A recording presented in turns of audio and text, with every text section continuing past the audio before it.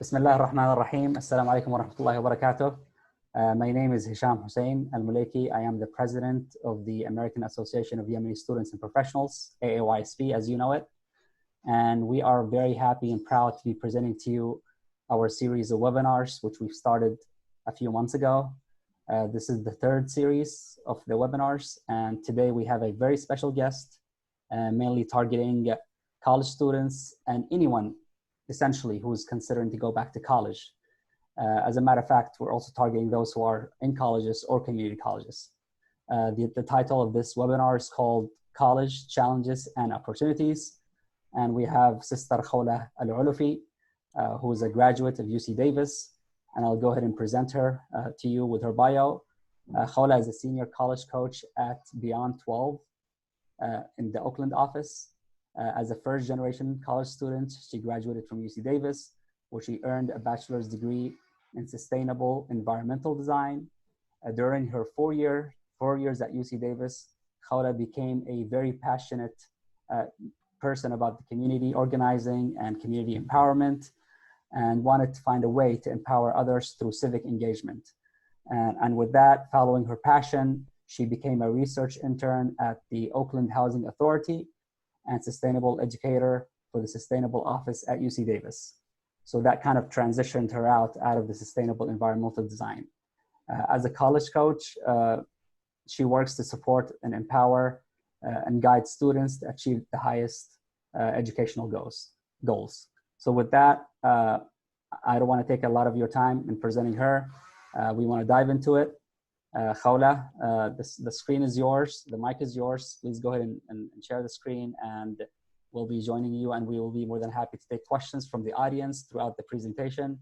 If you have any questions, please post them on the comment section, and we'll be happy to address them at the appropriate time, either throughout the presentation or at the end of her presentation. So Khawla, it's all yours. Please go ahead. Awesome. Thank you so much, Brother Hisham. Can you see my screen? Are we still good with the screen situation? Yes, I can see it. Yes. Awesome. Assalamu alaikum, everyone. I want to start off by thanking AAYSP for having me on their platform to present about the challenges and opportunities that college students face. Again, my name is Khawla Al-Olefi, and I am a college coach. So I wanted to tell you a little bit about myself before we get started. I know Brother Hisham has kind of mentioned it a little bit, but I went to UC Davis. I am the class of 2018. I study sustainable environmental design with an emphasis in community development. And I am a first gen, #firstgen. And I'll talk a little bit more about that in the upcoming slides and what that means. Awesome. So I want to introduce my organization, the nonprofit that I work for. Beyond 12 is a nonprofit whose mission is to increase the number of historically underrepresented first-gen college students to graduate from our nation's colleges and universities.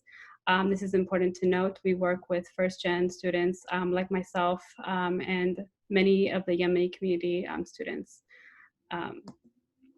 So I wanted to also go over the agenda a little bit today.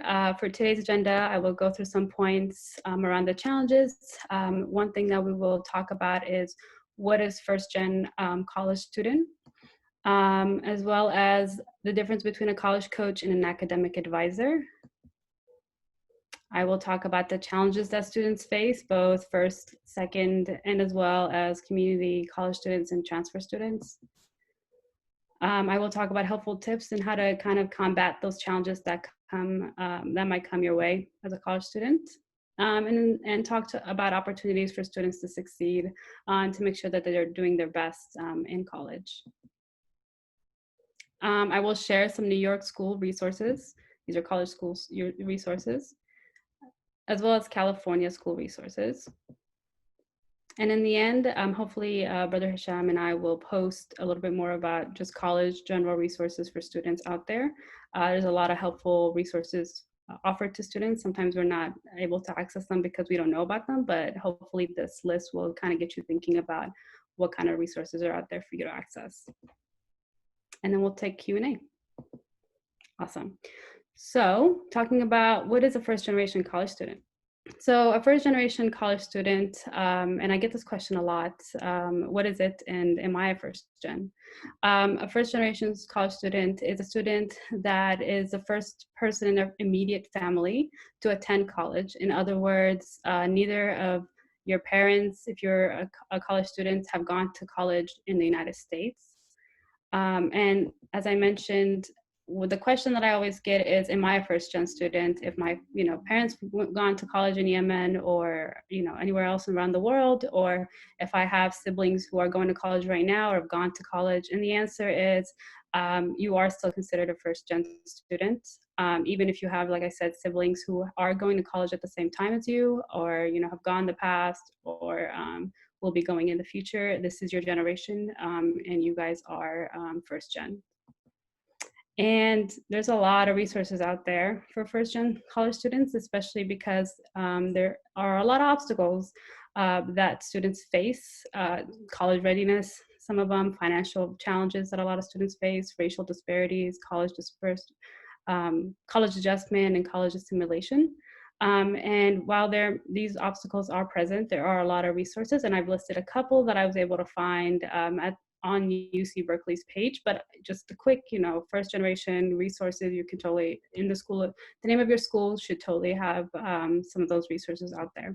So these are the resources that I was able to kind of gather, and inshallah, we will post these up so you guys can go ahead and check those out when you're ready. Awesome. So my favorite part, kind of talking a little bit about what a college coach does and what is an academic advisor. If you're like me, I never knew what a college coach was until I got the job. And I think it was exciting to hear that what a college coach does. And as a college coach, I work with students to help them achieve success by supporting them, by specializing in helping them find, answers to the questions that they have, ask tough questions. A lot of times, when you're the first one in your family to go, you don't have anyone guiding you to ask you the questions that need to be asked. Some of those tough questions are, what do you want to study and why do you want to study that? And are you trying to study that for yourself, or are you trying to study that for your family? So that's just some of the questions that I ask my students. As well as we think through tough situations together, and find solutions to these tough situations, help them become self-aware of their habits, their dreams, and their goals.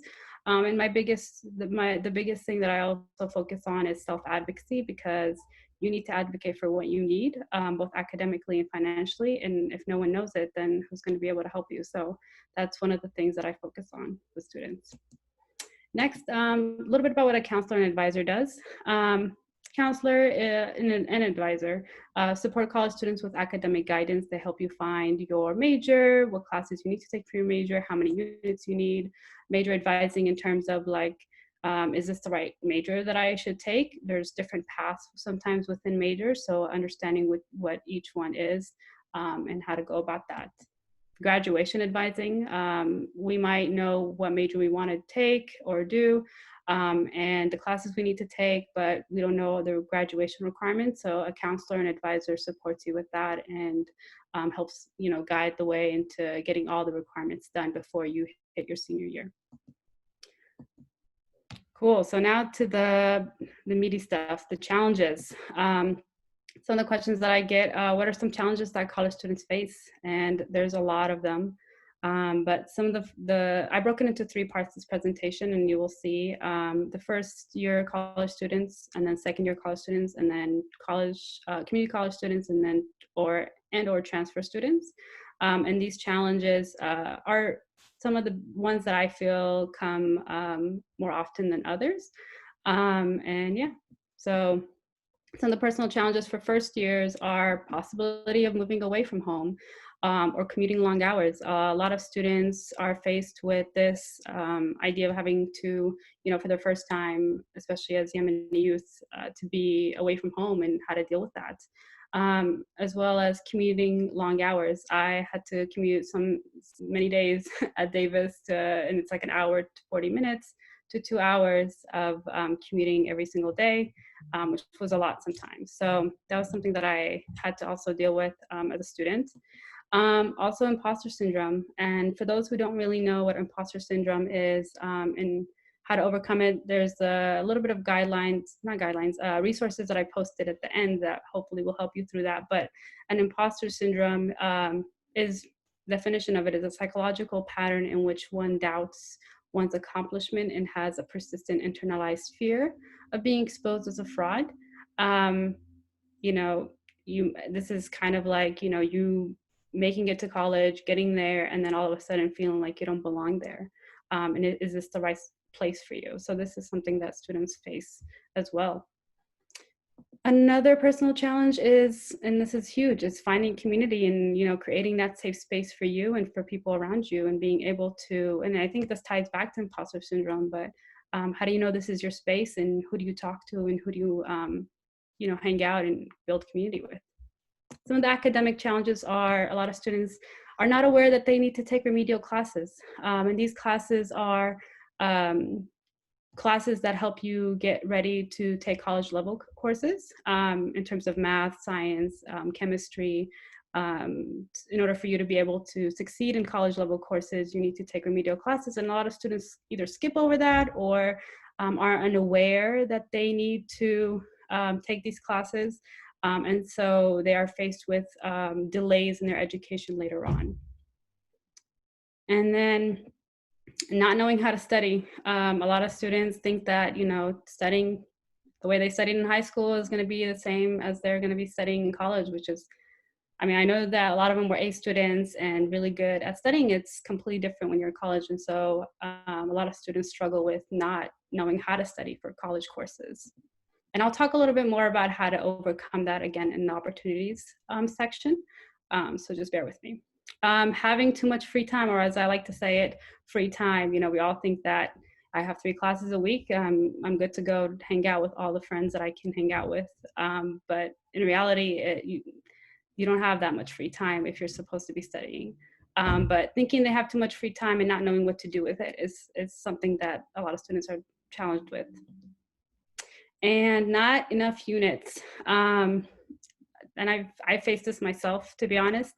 Sophomore year comes around, you're thinking, I got my 35 units out of the way, and yet you're still considered a first year because you haven't completed the cap to be a sophomore. So these are some of the challenges that students face when it comes to units. They're not sure of how many units they need to have by the time they are a sophomore, a junior, especially a junior and senior, because in order for you to take upper division classes, you need to be able to have those amount of units based on what your school has said. So for second year college students, they have to figure out, so once they're kind of already understanding a little bit about figuring out their role as a college student, their way as a college student, they're kind of getting it.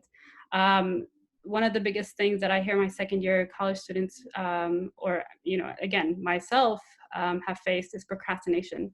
And trying to understand what is procrastination and how it's affecting me and how to kind of overcome that. So how to deal with that, right? Like how to deal with procrastination, and I'll talk about that more later on. And then completing FAFSA on time. Financial aid is really important for you to be able to, be able to succeed in college. And if you're not getting the financial help that you need, you're worried about it. So a lot of students, don't complete their FAFSA on time, and that becomes a problem later on, especially when it is, their disbursements come around for students and they don't have theirs to buy books or tuition, and that could really cause some issues later on. And then so reminder, March 2nd is the deadline always. I know some states have different deadlines, but if you remember that March 2nd is the deadline, then you should be good to go, because that is the overall, usually that's the deadline for a lot of schools. So remember, March 2nd is the deadline. And then not knowing what major to declare. That's a big one. Students, go in thinking that they have an idea about what is the major that they want to do. And then coming to find out, like, it's not what I thought it is. And, I want to switch it out, or, not really knowing what you want to major in. And then having the sophomore comes around, you're supposed to, by the end of sophomore year, you're told to have already chosen a major. To be able to take upper division classes. So a lot of students, you know, who don't already have that information can find that intimidating, and it becomes, it can hold students back from graduating within the 4 to 5 year range. So understanding who to speak with is something big. And then not taking the prerequisites needed for the major and the major classes. And that's a huge challenge for second years, because by the time you're a junior, you should already start taking upper division classes. And if you don't know what the prerequisites are or have not taken the prerequisites yet, then it becomes harder to take those specific classes for your major. And then balancing schoolwork and extracurricular. You know, as a sophomore, you think you got it. And a lot of students do, I shouldn't say that, but it becomes, you know, trying to balance schoolwork and extracurriculars. I know some students have to work as well to support themselves and maybe their families. So understanding how to be able to balance both schoolwork and extracurriculars. And knowing that sometimes you won't have enough time for everything. So that's a challenge that I think students are faced with when, you know, coming to reality that I thought I had a lot of free time, and then I don't have enough free time, and then I have to study, and all this, you know, feeling of like overwhelming amount of work to do during that short period of time becomes real. So that's something that students face. And then for my community college students, and this is for both community college and maybe more transfer students, but they are, some of the personal goals or personal challenges that they're facing is adjusting to a different environment. You know, if you're transferring and you're going to a university, a 4-year university, it's a whole new environment, and this is your first go at it, and you only have 2 years to kind of complete everything. So it's a struggle to be able to do that and, you know, be able to take care of yourself. When you're a transfer student, you're entering as a junior, and the freshmen and the sophomores that were already there when you were at a community college have already built roots. And that can be a little hard for students to be able to build that community when they feel like, you know, they're kind of coming in late, or, you know, everyone's already kind of found their clique or find their community. So that's some of the struggles of students who are transfers are challenged with. Community college students also face similar things. Usually when a community college student, you're not living on campus, or you're not really going to college, or, you know, every single day, or you're not really, some community college students are working or doing other stuff. Some of them are parents. So they don't have the same amount of time that other students who are, all they have to do is be a student, you know? So that's something that they face. And then lack of individual support, or like just knowing if there's individual support for you and feeling kind of alone in that. Those are the challenges. And then academic, not for community college students, at least, not knowing the process to transfer. At least in California, there's AAYSP, there's a tag program, there's like all kinds of GE requirements, all these different requirements that I've shared a couple of links around, that they have to kind of understand and complete and check in with advisors. So the process can be tedious sometimes, and if you're not too careful, then you know, the transfer deadline can kind of escape, and that becomes an issue for students who are trying to transfer by the time they said they were going to transfer, and all of that. And then not being aware, or very little programs that support transfer students when they're already at university.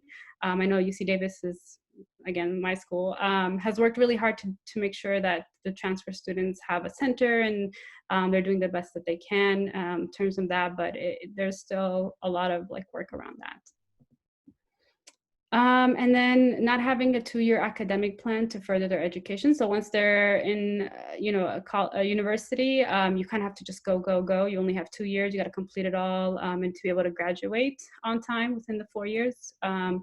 And you know, not coming in with a plan could be something that can hold you back sometimes. Also, for community college students on the other end, if you don't have that timeline, if you don't know what classes you need to take and all the requirements, then you're kind of falling behind. And sometimes it takes longer than 2 years to complete that community college to finish, you know, to be able to transfer to a university.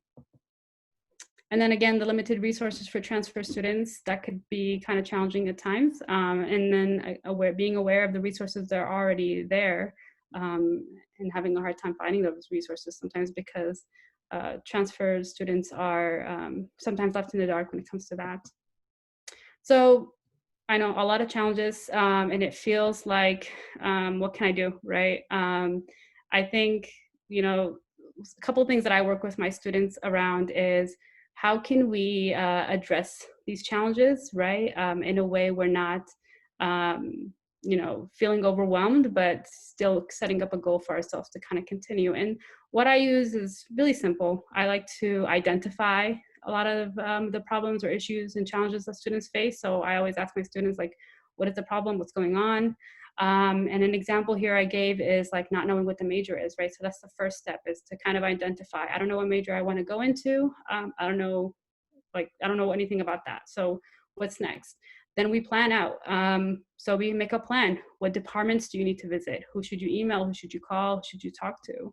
And then we talk about making appointments with college advisors to go over courses that they've already taken, as well as talk to advisors about the classes they're already taken that were interesting, and then the classes that they want to take that are interesting, sorry. And then we prepare. What do you need to succeed? What does that look like? So what kind of adjustments do you need to make to your class registration?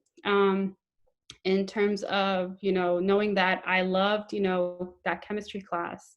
I think I want to go into organic chem. Okay, let's see how, what other classes do you still need to take to be able to major in that. And then appealing for certain courses to count for your major. I like to use this example with my students. If I'm trying to go into art history, and I've taken a bunch of design classes, can I talk to my major advisor and see if then, with my design classes, I was able to learn a little bit of art history. Can we make up for those units that I've already taken? Instead of taking new units, we can, take those. All right, so seek support. Who can support you? Who can you speak with? I always recommend peer advisors, because they're students just like you. They know what they're doing. Usually peer advisors are upperclassmen, and they are able to kind of support you figure out if this is the right major for you. And then talking to the departments, and finding out resources and opportunities in that way. So seeking support in that. Awesome. So to the opportunities portion of the presentation, and I wanted to, again, it's going to be just how we said the challenges were, talking about, first years, and then second years, and then so on. So what do I need to do to succeed? So these are some of the tips that I like to share with my students, and I found helpful for myself from my own experience. For first year college students, find community. It could be hard in the beginning, but I think, thinking about joining clubs and orgs, and I promise you a lot of your colleges and universities out there have close to 100 plus orgs and clubs on campus. So finding one that has similar values as you. For example, shout out to the YSA. My sisters are both, or my two sisters who went to Berkeley, one of them is still in Berkeley, but they joined the Yemeni Student Association. They loved it. For me, I was able to attend a lot of like MSA events, finding community in that. And I threw an engineering club. There's a lot of other clubs out there that could be of interest to you, and they do stuff that you might like. So, joining that and finding community in that. And then campus orientation. I think this is very, very vital into helping you figure out, where your place is as a first year. Connect with an advisor as soon as you get there, honestly. I can't stress this enough, seeking resources, knowing centers around campus. Maybe you don't want to access them right now. Maybe you don't need a tutoring center for English yet, or math, or sciences, or whatever it could be. Just know where they are, visit them. They're there for you. Your tuition pays for them. So, why not get to know these resources on and around campus? There's a lot of them. Again, here's some examples. Career centers are perfect for, building that professional development. Learning centers, tutoring centers, all kinds. There's research centers out there. So just, seeking the ones that are for sure going to support you, and just even knowing all of them around campus. And then know your enrollment and class registration deadlines. I can't tell you how many, people that I've spoke with where registration deadlines, came and gone, and students, forget to sign up for classes. I accidentally missed my registration deadline one time, and I panicked and freaked out and had to be waitlisted for a lot of classes. So just be aware of the registration deadlines, add them to your calendar, remind yourself, remind your friends. It's something that's going to be really helpful for you, because again, you need to know the classes you need to take on time. You need to take them on time so that you could graduate on time. If you miss one class, you have to wait until sometimes for a whole year before taking the same class that you could have taken that semester. So remember, enrollment deadlines are very, very important. And then creating a study group or a study plan, my apologies. And I think when I heard about this, I was I was freaking out. As you can remember, earlier in the presentation, I talked a little bit about having free time and thinking that you have too much free time. Well, the truth is, you're supposed to and professors have kind of already, this is something that a lot of students coming in with knowledge previous of college, and their parents have gone to college, they kind of already know this information where, well, maybe not, but 1 to 3 study rule that a lot of professors kind of already keep in the back of their mind when they're preparing materials for classes. And that rule is for every 1 unit / credit, you're supposed to be studying 3 hours, a week. So if you can imagine, if I'm taking 4-unit class, I'm taking that science class, that's 4 units, I'm supposed to study 3 hours a week for that class. So I have to times it by 4, right? So 4 times 3 equals 12 hours. So I'm supposed to be studying 12 hours of my week.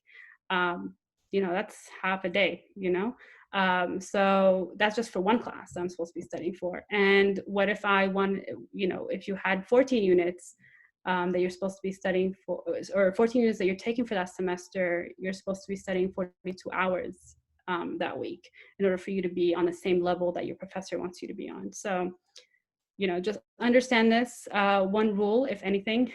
There's a resource at the end of this presentation that really goes deep into this and shows you how to plan out your schedule.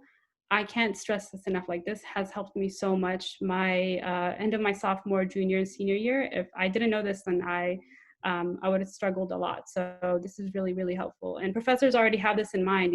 Professors will come into the class and say, you should have read these pages already. Like, that time has already been set out for you. So remember that. And then last but not least, office hours. Speak to your professors. Professors are there to guide you. They're there to be a resource for you.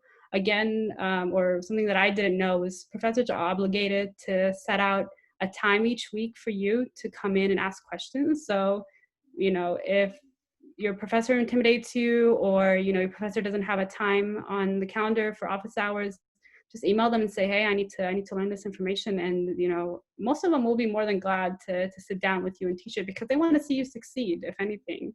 So why not take advantage of that and really, ask questions. And recommendation letters are very powerful. And I'm just going to keep it at that. So remember, office hours are very, very important. Speak to your professors. You don't have to go in and have a million questions. You can just go in and ask what their study or the research is. And then that will build that conversation of, not being afraid to visit these professors who are there to support you. Cool. For second years, as you're so you're kind of already taking what the first year's opportunities and successes for first years, but for second years, a couple of important things to understand is your financial aid. So your first year, a lot of college students, get a lot of financial support, and they're good to go, they're covered. But by the sophomore year, it can be a little different. So note your financial aid resources, know how much money you're getting, note the timelines, the deadlines, again, FAFSA, March 2nd. Speak to your financial aid advisor. If you are having trouble, there's a lot of money out there for students who are struggling. So there's grants or scholarships, there's loans, all that, so they don't have to, financial challenges don't have to be an issue for you when you're going to school. And then meet with your advisor. Always constantly meet with your advisor. One thing that I did really well when I was a student at Davis was I would meet with my advisor every other quarter. I love her. She probably has noticed, that I would go and visit her all the time, but I needed to plan out my years at Davis left. So I would always plan what classes I need to take. Even if I knew, I just would go visit to make sure and double check, because things change all the time. So plan your next 2 years when you're a second year, plan them out. Know exactly what classes you need to take, when they're offered. So that gives you some wiggle room if you do need to change them, because things change. Professors sometimes teach, sometimes don't teach those classes. So once you have a plan, it's easy to move things around when you need it. Peer advising, again, I cannot stress this enough. Like, talk to your peers, talk to your upperclassmen. You'll have students who are, again, upperclassmen, and they can help you find answers to questions that you're having around majors or classes. They'll tell you which professors to, check out. They'll tell you which professors to avoid, and that's real. No disrespect to professors, but they have all the knowledge, and they're able to kind of like give you or pass down that knowledge to you, and support you in that way. And then declare your major. If you haven't declared your major by the end of your sophomore year, that's okay. You still have some time, but at least know what your major is if you haven't declared it. But try your best to declare. And then start understanding and track graduation requirements. After your second year, then you become a junior, and then it's a senior, and it just, the ball rolls really fast. So I think understanding what the requirements look like for graduation, what other GE requirements that you need to take, how many units do you need, all that good stuff. So make sure to always be checking in about that. So here are some of the requirements that I had listed. GE requirements, breadths, unit count, major requirements. Again, these are different for each school, and they might be titled something differently, but for the most part, they are requirements for you to graduate. Ooh, my apologies, I went too far. And then so to continue, we talk about time management and self-management. Know the difference. I have a resource on here that will kind of explain that a little bit. And again, I know we mentioned procrastination is one of the challenges. And some things that I like to think about when I'm talking with students about procrastination, and I honestly wish that someone told me this when I would procrastinate, is ask yourself these 3 questions and try to figure out, why is it you're procrastinating? Most of the time when you're procrastinating, it's not because you're lazy. There's a deeper reason behind it. So the questions that I ask myself or ask students to ask themselves is, am I procrastinating because I don't understand the material?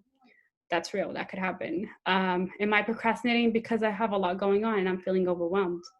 Am I procrastinating because I'm physically and emotionally burnt out? And those are the 3 questions to ask yourself. And for the I'm procrastinating because I don't understand the material, kind of talk to yourself about, or find information about, the material, like break it down. If you're feeling overwhelmed, plan out your schedule. Don't let it take over, right? And then if you're burnt out, maybe you need a break. And always ask for support. Always seek support. One thing that I always will carry forever with me, that someone had told me, is don't suffer in silence. People are there to help you, and people are struggling with you. So take that into consideration, and really seek support.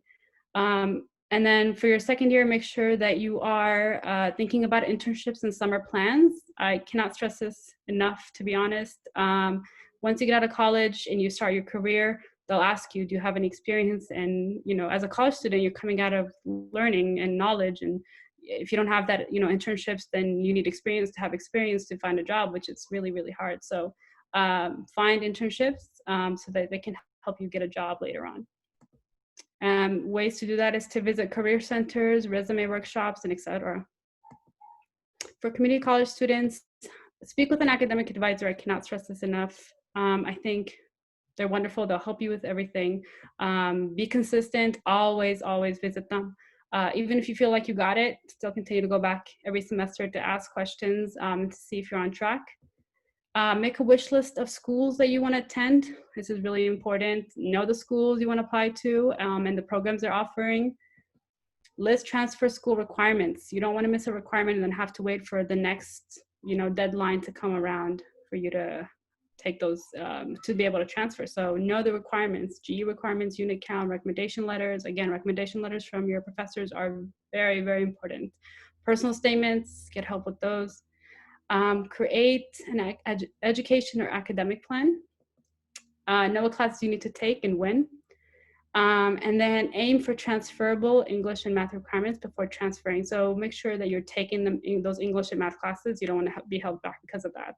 And assist.org, a lot of Californians know this, but assist.org is one of the websites that help you figure out what classes are transferable between UCs and state schools. I'm not sure if New York and Michigan have stuff like that, but for sure for California students, that should be a go, and that's going to be listed in the resources. So these are some of the New York school resources. Please check them out. ASAP is an amazing program, so is SEEK. So please, if you have the opportunity to be in those programs, take advantage of them. And California resources, same thing. EOP programs, amazing. If you have the honor and pleasure to be in those programs, please take advantage of all the work that they provide for students. TAG is a guaranteed for community college students. So those are some things that I want you all to focus on if you're thinking about community transferring to a 4-year. And resources, there's a video online that shows you how to go through financial or the FAFSA application, which sometimes can be a little hard. So going through that. And some of these are the college student resources in general. I've listed a couple that I think are very, very important. And the ones that are highlighted in yellow, I highly recommend you check them out. Most of these are from UC Davis website, but you can still use them anywhere, to be honest. And yeah, some more notes, some more resources for y'all. And we'll, again, link this to our page. Awesome. And then if there's any questions, I'm happy to take them. This is great, Khawla. Thank you very much. I think that you shared a lot of information here with our audience. And I'm sure we will receive maybe questions later on if we don't have a lot of people on the live stream. But definitely, if they have any questions, they can always message our page directly or email california@aaysp.org. We'll have the California chapter take care of it. That's california@aaysp.org. But we do have some questions that we received here. First one is from Munira Qaid. She's asking, I think, more about the ELL students, English language learning students, when they graduate without being reclassified out of the ELL program. Therefore, they have to go to a community college instead of a university. I think she's asking if you have any specific advice for them, for these students when they're forced to go to a community college rather than a university. What would you say about that? I would say you're in luck, actually, to go to a community college first and then transfer to a 4-year. I know that it might seem that, as going into a community college and then as a, I don't know, I'm sorry, something happened. Going in as a community college student and then transferring could be a little, I guess, like maybe not what you hoped for, but to be honest, I think taking community college classes, being prepared, and then going into a university is going to for sure help you, a lot more. So don't feel like you're not succeeding, like you're doing a good job. And honestly, I think students who go to community college and then transfer to a 4-year are well prepared for universities, and they have all the resources that they need, to be honest. And they come in with, that drive of like, I need to finish and I need to do well. And, they find their way through. So no shame in the game. If you need to go to community college, go through it. My brother went through a community college and he's going to UC Berkeley, inshallah, next year. And he's, excited. He's going to have 2 years to go, so it's something to, take advantage of, honestly. Yeah, I myself went to a community college for 2 years, and I have a lot of friends who went through the community college path, and it was a great experience either way. But my advice, if I would just tag on to that advice, for community college students, they really have to have a solid plan and have a proper communication with their advisor, because some of our students tend to stay in community colleges for longer than 3 or 4 years, which is not the intention. Community college is just your path into university. So 2 years, 3 years at the most, if you're struggling with some of the courses, but definitely have a solid plan and have proper advice. I have a comment here from Walid Al-Saadi about the resources that we shared. Yes, we will definitely share them on our pages and website. She shared a lot of valuable resources, and we'll definitely make sure that we share that. Another question that we have Can I here, add something to that, if you don't mind? Yeah, sure, go ahead. I did a really quick research. I want you to know that Google has everything. So from note-taking to effective note-taking to how to plan out your schedule. So all you have to do, honestly, look at those resources that I worked really hard to get, but also you can just go ahead and do a Google search and you'll find everything out there. So please take advantage of all those resources. Yes, thank you. Question from Adib Mozib here. What kind of college students do when they think they are in the wrong major? And let's say halfway through, they find out that this is not the right major for me and I should be switching. What would you advise them? As community college students or as students that are in a 4th year? As a college student. As a college student in general? Yeah. That's okay. That happens. I switched majors, halfway through. And I think don't be afraid. Again, back to my presentation, really get to know the advisors and talk to peer advisors as well, because they've gone through it, right? They're going through that major and find out other majors by taking, other classes that they might offer. So don't be ashamed, always switching is always fine. I think just like seeking support and finding out what the next major is should hopefully help you out. And if you have to stay a 5th year, not a big deal. Not a big deal. As long as you graduate within that range, you're good to go. I think that's one of the things that students are worried about is, what if I have to stay longer? And then, but honestly, it's going to be fine. Yeah, one thing I would say about that, most students think that they want to get rid of and finish college as soon as possible. But to be honest, as a professional who has been out of school for about 10 to 15 years and speaking with my fellow professionals that I know of, college years are the best years of your life. This is when you build your strongest relationships and friendships. You will definitely miss it. So don't rush. I want to go back, honestly. Yeah, same here. So make the best out of it and, enjoy that experience. Absolutely. Another question that we got here is about how do you find a sense of belonging in the college, and especially if you are a first generation student? I know you spoke about some resources like some student clubs, like the Muslim Student Association or the Yemeni Student Association at some universities. Can you give me some insight about that? How did you deal with this? It was really, really hard. And I think a lot of students who are commuting back and forth, it's even harder for them. So I want to say that, again, clubs, organizations, people, see, if you speak up and you say, hey, I'm feeling alone and I want to meet people, you are more likely to meet people who are also feeling alone and they want to meet people. So show up to these community events, organizations, clubs, and, find things that you like, and join it. And hopefully you can build, long relationships with that. I went to a gardening club and met my best friend. So, it'll happen and they'll help you. So just be open to the idea of meeting people. Okay, great. And start with the things that right? Like, so MSA, go to MSA. If you like it, perfect. If you don't, then next one.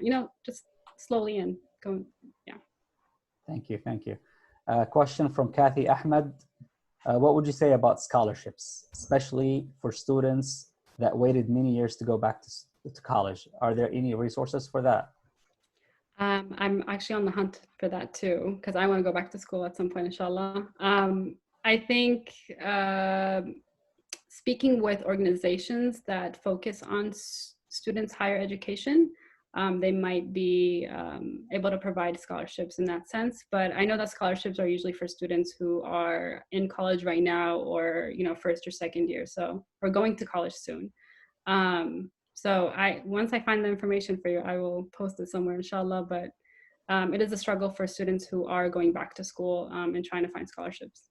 Yeah, certain programs do have scholarships offered, depending on the institution that you're going to. So I would advise this person to basically reach out to the department. Let's say you're applying to a specific department. Sometimes it's just helpful to shoot an email to them. Hey, I am a student. I'm looking to enroll in your program. Are there any scholarships that you know of? And they can maybe guide you through the right channels. But there is a lot of funding out there. There's a lot of money out there. So make sure that you tap into it. And especially for us as a minority or first generation students, they take that into consideration. Being active in the community, having extracurricular involvement that advocates for any specific cause will do you a lot and help you win scholarships. Yeah, and FAFSA is still helpful too, so you can get money through that. Yes, correct. Okay, are there any more questions? I'm just here browsing through the comments. I think we are coming to an end, but just for the record here, this recording will be available in our website and also our page, Facebook page, American Association of Yemeni Students and Professionals. We'll be also sharing it in our groups, as well as this video is being recorded and will be posted on our YouTube channel, AAYSP YouTube channel. If you have any questions, like I said, you can either write the comment here later on when you watch this video, or send us a message to the Facebook group or Facebook page.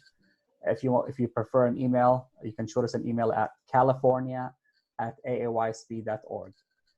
Do you want to just wrap it up with something, Khawla? Any last advice that you want to give to the students or anybody who's considering to go back to college? 3 things.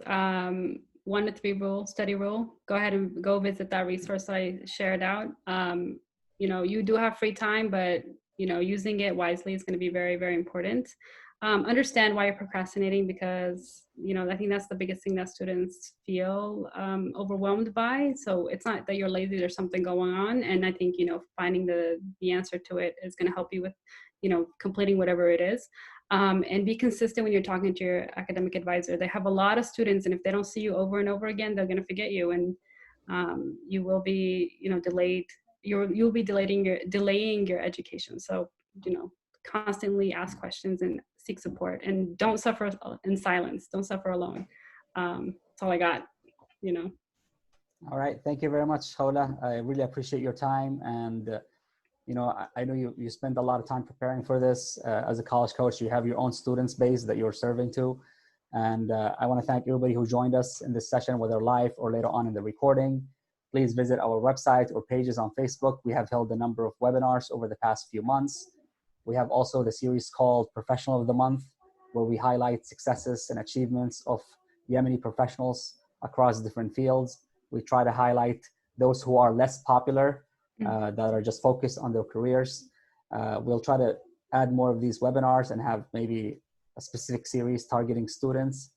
But I really want to thank everyone. I know these are tough times. You're busy with a lot of, side projects for your own, busy with the news and the COVID-19 situation, as well as the ongoing protests.